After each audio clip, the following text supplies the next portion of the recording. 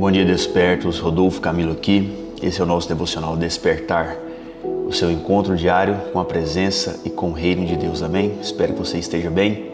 Espero que você esteja acompanhando todo o processo, toda a dinâmica, toda a sequência dessas mensagens que tem o intuito de despertar você para um relacionamento direto e profundo com Deus. Amém? Salmo 25, verso 3 diz: na verdade, dos que em ti esperam, ninguém será envergonhado. Envergonhados serão os que sem motivo procedem traiçoeiramente. Ou seja, você não será envergonhado se esperar em Deus. Amém? E eu quero falar com você hoje sobre mantendo a chama acesa. Eu quero ler com você a passagem em que Jesus fala sobre as 10 virgens. Mas antes eu preciso introduzir o que ele estava ensinando antes disso. Lucas capítulo 12, verso 35 diz: estejam preparados, com o corpo cingido e as lamparinas acesas. Façam como os homens que esperam pelo seu Senhor, ao voltar ele das festas de casamento, para que logo abram a porta, quando vier e bater. Apocalipse 3, verso 20, se remete a este momento, quando diz: eis que estou à porta e bato. Se alguém ouvir a minha voz e abrir a porta, entrarei na sua casa e cearei com ele e ele comigo. Jesus falava sobre preparação e vigilância. E aí então ele começa a explicar sobre o reino dos céus. Então, para mim e para você, a volta de Jesus não é uma surpresa, é uma esperança para uma vida toda. Ele não vai nos pegar de surpresa. Sim, nós não sabemos a hora, o dia, mas ele não virá para nós como um ladrão. Por quê? Porque nós estamos esperando por ele, nós estamos nos preparando para ele voltar.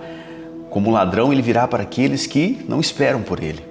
Então, Mateus, verso 25, Jesus introduz: então o reino dos céus será semelhante a 10 virgens que, pegando as suas lamparinas, saíram a encontrar-se com o noivo. 5 delas eram imprudentes e 5 prudentes. As imprudentes, ao pegar as suas lamparinas, não levaram óleo consigo, mas as prudentes, além das lamparinas, levaram óleo nas vasilhas.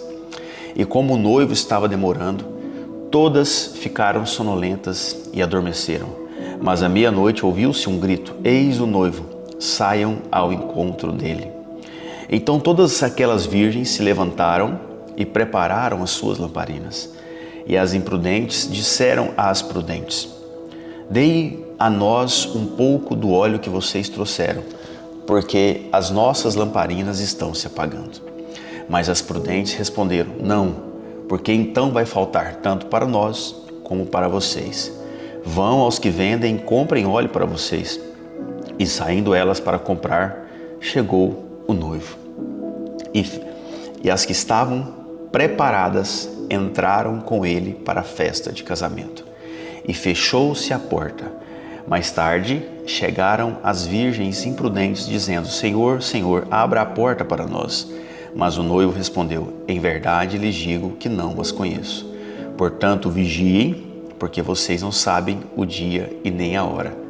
Nós não sabemos o dia e nem a hora, mas nós precisamos nos preparar e vigiar. Então a primeira chave que eu tenho para você é: tenha uma esperança prática.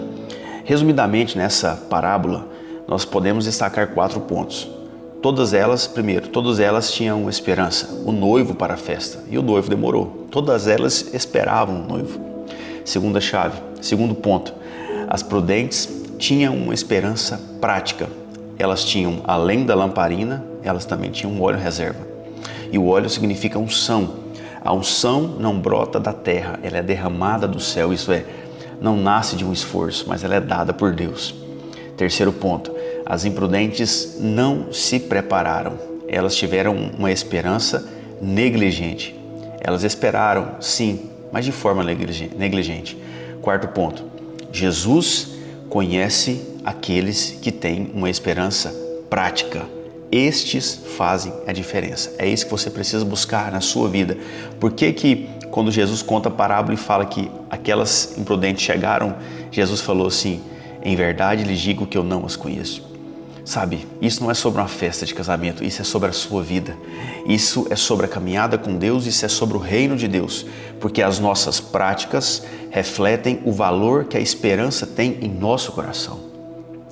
As nossas práticas refletem o valor que a esperança tem em nosso coração. Então, se você está esperando por Jesus, você precisa ter uma prática coerente com essa espera. As nossas práticas revelam as nossas prioridades. Em tempos difíceis, as nossas atitudes têm um valor maior, porque as consequências serão a curto, a médio e a longo prazo. Mas a esperança em Deus nos faz tomar as atitudes corretas. Sabe, a lamparina era para ser acesa quando o noivo chegasse. 5 delas tinham as lamparinas, mas sem óleo. Ou seja, não adianta estarmos no lugar certo, com aparência externa adequada, se não estivermos internamente preparados para o momento certo. Deus não vai ver a sua aparência, Deus vai ver o seu coração. Sabe, aquelas 5 imprudentes estavam no meio. Entre elas estava aparentemente tudo certo, esperando, mas algo não funcionou. Por quê? Porque elas não tinham o que precisava. Não adianta você estar no meio de pessoas, de evangélicos, de crente, ou igreja X, Y, Z, se você não tiver com o azeite cheio, com a unção cheia do próprio Espírito Santo. E cada um é responsável por sua própria chama. Quando as 5 prudentes falaram: olha, se dermos o nosso óleo para você, vai faltar tanto para nós quanto para vocês. Sabe, não adianta você condicionar a sua chama, o seu fogo, com a unção de outra pessoa. Isso não vai funcionar. Você precisa ter a sua chama acesa na hora certa. Lucas 12, verso 37. Bem-aventurados aqueles servos a quem o Senhor, quando vier, encontrar vigilantes. Encontrar vigilantes. É isso que você precisa. Mantenha a vigilância na sua vida. Sabe, aqui no verso seguir diz: em verdade lhes digo que ele há de cingir-se, dar-lhes lugar à mesa, aproximando-se, os servirá. Sabe o que é isso? Fala que Jesus virá e vai te colocar numa mesa com Ele, se você tiver uma vida vigilante. Você tem noção disso? Você consegue imaginar você em uma mesa com Jesus? O que você falaria para Ele? O que você falaria para Ele? Segunda chave, fator autorresponsabilidade. Você, exclusivamente você, é responsável por suas atitudes e também por suas negligências. Sabe, havia uma casa, todos os dias quando a família sentava para o almoço ao meio-dia, coincidia com o bater do sino da igreja que estava logo ao lado. Quando o sino batia, vinha um gato, descia do telhado, parava perto da mesa e comia com aquela família, porque ele escutava o sino. Então todo dia, quando o sino batia, o gato vinha e comia com aquele pessoal. Chegou um tempo em que a igreja passou por uma reforma e o sino parou de bater por alguns meses. Então aquele gato não apareceu mais na casa para comer. Meses depois, a família encontrou o gato morto. Sabe o que isso significa? Que tem muita gente esperando o sino bater para se alimentar da palavra de Deus. A verdade é que nós não podemos morrer esperando o sino bater, esperando que algo nos lembre que precisamos nos alimentar de Deus. Quando deixamos de buscar um alimento espiritual saudável, somos nós que perdemos, somos nós que não alimentamos. Então precisamos ter autorresponsabilidade para buscar em Deus a palavra, o alimento diário. Seja numa mensagem como essa, seja na sua Bíblia, na sua casa. Sabe, não espere alguém te lembrar que você precisa comer de Deus. Ninguém pode se alimentar por nós. Alguém pode preparar a comida, sabe, colocar no prato, mas nós temos que colocar para dentro, não adianta. Terceira chave para encerrarmos, fator ânimo. Ânimo é vida. Jesus nos pediu para ter vida, lá em João 16:33. Nós lemos a famosa frase: essas coisas vos tenho dito para que tenha paz em mim. No mundo tereis aflições, mas tem de bom ânimo, eu venci o mundo. Sabe, aquelas virgens, as prudentes, elas tiveram ânimo para esperar.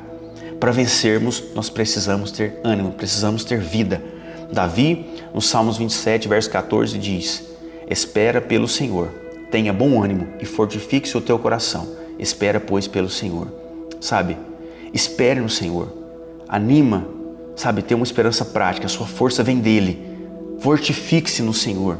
Sabe quando nós perdemos a esperança? Sabe, quando nossos olhos humanos já não conseguem achar uma solução para esse problema que você está passando agora. Aí é que a glória de Deus se manifesta, fazendo com que o impossível aconteça. Porque o possível é com você. O impossível é com Deus. Ele consegue. Sabe? Esperança é diferente de fé. 1 Coríntios 13 fala: agora, pois, permanecem a fé, a esperança e o amor. Estes três, porém o maior deles é o amor. Então você precisa ter fé, ter esperança e ter amor. Se por um lado devemos ter fé, que é acreditar que algo vai acontecer, por outro devemos ter esperança naquilo que acreditamos. Devemos saber esperar. Esperar todos nós temos, mas saber esperar é diferente. Importante não é esperar, mas é manter uma boa atitude enquanto se espera. Então, enquanto você está esperando o agir de Deus, enquanto você está esperando Jesus voltar, encha a sua vasilha de óleo. Encha-se de unção que vem do alto. Ore, declare, abra sua boca, profetize, adore o Senhor, coloque uma música de fundo, coloque algo que toca na sua emoção e se derrama diante de Deus. É só assim que Ele derrama a unção dele sobre você. Sabe, esperar nem sempre é fácil, mas é necessário. Mas enquanto você espera, se encha desse óleo, para que a sua chama esteja sempre acesa. Eu quero orar com você, se você puder fechar seus olhos. Pai, em nome de Jesus, obrigado pelo teu amor, pela tua graça, pela tua bondade, Pai. Que essa pessoa que está me escutando agora, ela encontre força no Senhor.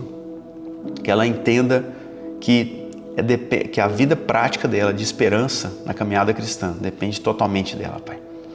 Que ela esteja com a chama acesa, que ela tenha uma esperança prática, que ela tenha uma vida alegre, feliz, que ela espere o Senhor, Papai, se preparando, vigiando, com alegria, com amor, com graça no coração. Que o Senhor olhe para a vida dela hoje e derrame força, graça e sabedoria, para que ela vença as dificuldades, para que ela não fique sem óleo nas suas lamparinas, para que onde ela chegar, a chama do Espírito Santo dela incendeie e ilumine os ambientes. Que hoje seja um dia de paz, de alegria, de boas notícias na vida dela, em nome do Senhor Jesus. Amém? Bênção demais. Espero que você tenha absorvido a essência dessa mensagem. E se você lembrou de alguém, compartilha, envia esse áudio, envia o link. Deixe que Deus fale com o coração dessa pessoa e que você tenha uma vida realmente desperta para Deus. Amém? Se você recebeu, deixe o seu amém aqui no grupo. Deixe seu feedback aqui.